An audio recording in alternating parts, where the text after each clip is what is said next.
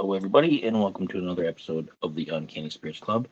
As of today, it's just a day or so. Let me adjust the camera here. It's just a day or so after my last video, and I've had a cold.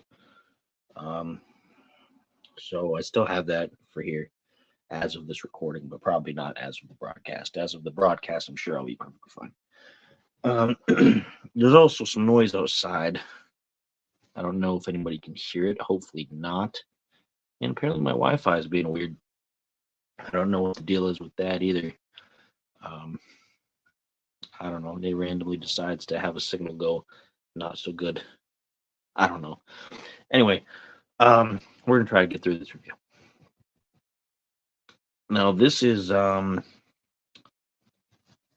related to something I've had before. I've had this something from this distiller before, and I think I've had this kind before, but I've never reviewed it. So I don't know what they're doing outside. Hopefully that language didn't mess up here. But anyway, we're going to be reviewing Basil Hayden Dark Rye. Okay? So let's get that done. I've had Basil Hayden Toast, which I think is overpriced for what it is. It's not bad, but it's $42.99. It was like $50 or $49.99 when I first got it, so it's come down in price. But it's not really worth it. I think it should be less. This one was $39.99, which is in hand for a rye. And as I said, I'm pretty sure I've had this before. I just haven't done a review on it. It's 80 proof. It has a finish of dark berries, it says, with notes of caramel, molasses, oak, and spice. And they do a neat thing. They have this little metal band around their bottles, which is kind of cool. If you try to take that off, it doesn't quite hold its shape anymore, and it's not quite as neat as it was. So leave it on your bottle if you're a collector. I'll pop the cork here. Nice, satisfying pop. It looks like a synthetic cork. It looks like a synthetic cork with some striations and things to make it look like it might have been organic. It's hard to say. It might just be super, super new, but I think it's synthetic.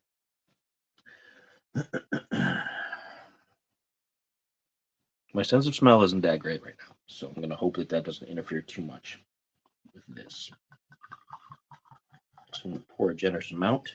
It's nice and dark, a nice dark red, a nice deep red color. It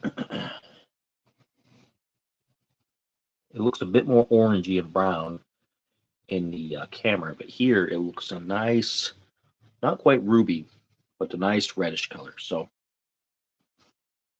smells like alcohol. Probably just the way my nose is right now. But I like a good rye. So we're going to give this a go and see how it is. So Basil Hayden's Dark Rye. It's 80 proof.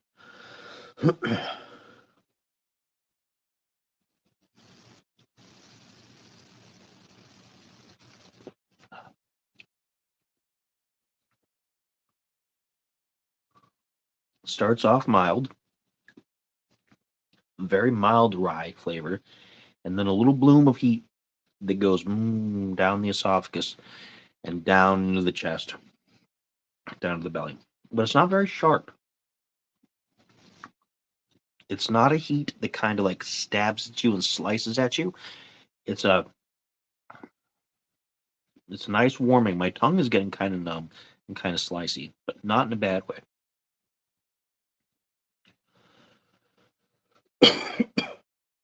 My cough is from my cold and not from the alcohol. The alcohol isn't making me cough. It's not that bad. It's relatively mild, actually. And that's one of the issues I had with the Basil Hayden Toast. I expected it to be a much stronger flavor for the price. And it wasn't. It was just kind of mild, and it wasn't bad. And this is mild in a nice, pleasant way. It does have a bit of a bright berry finish. I'm not getting like the caramel and whatever notes that it wants up there, but It is a bit on the bright side, not too spicy for a rye. It's flavorful, but not too spicy for a rye. And that heat bloom was kind of nice. I thought it was going to be a bit of a problem at first, like heartburn inducing, but then it kind of just settled nicely. I have a sneeze coming on, I think, and I'm trying to fight it. Again, that's not from this, that's from my sinuses.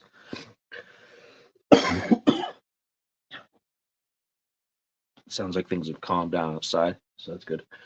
Let's take another sip and see if anything new presents itself.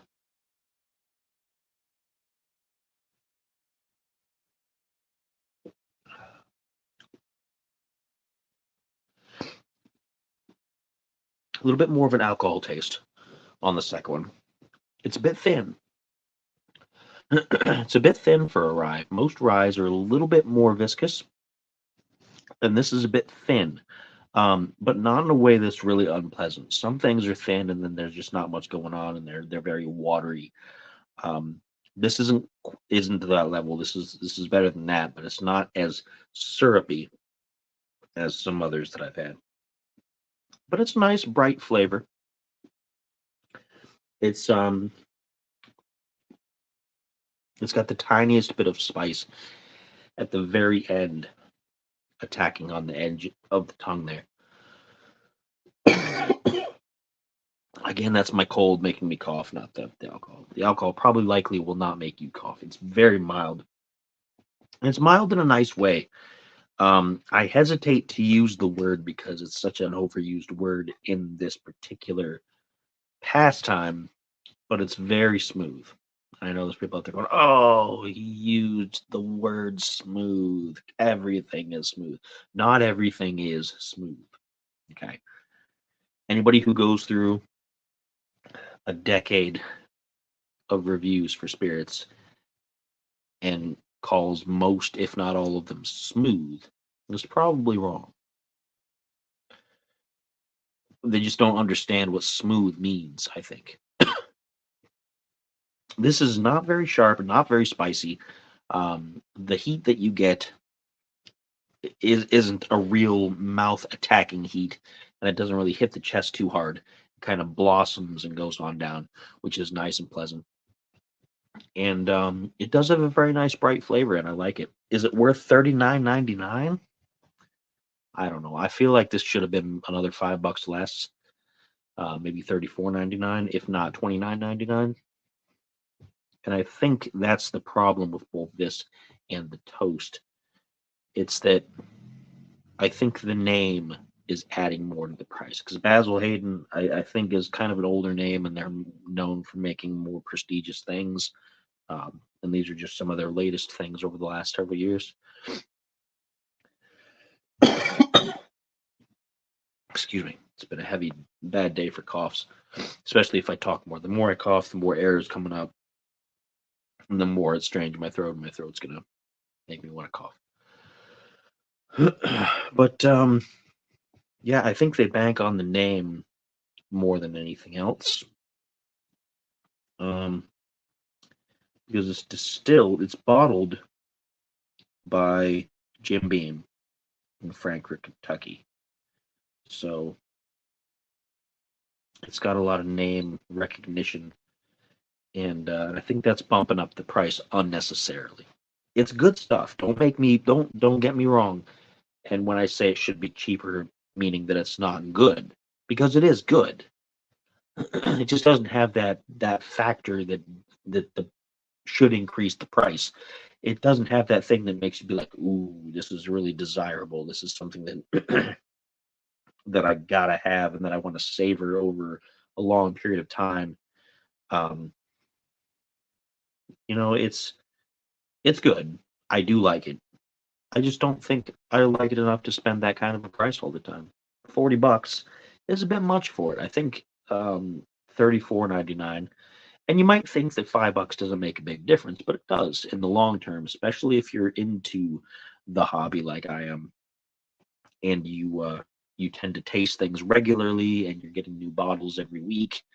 Um, a lot of times you have to make decisions whether you're getting something for long term which would justify the price in some cases because then it's like buying multiple cheaper bottles over a longer period of time. Or if you're just getting something that you want to go through in a couple of weeks or something like that. I don't drink whole bottles overnight, so or even like just every 2 days. I don't go through them that fast. But I do like to have nightly sippers, and it can get really expensive if you have regular things that you're spending $40 a week on. Um, when there's a lot of really good things in a slightly lower price point, $5 can make a big difference.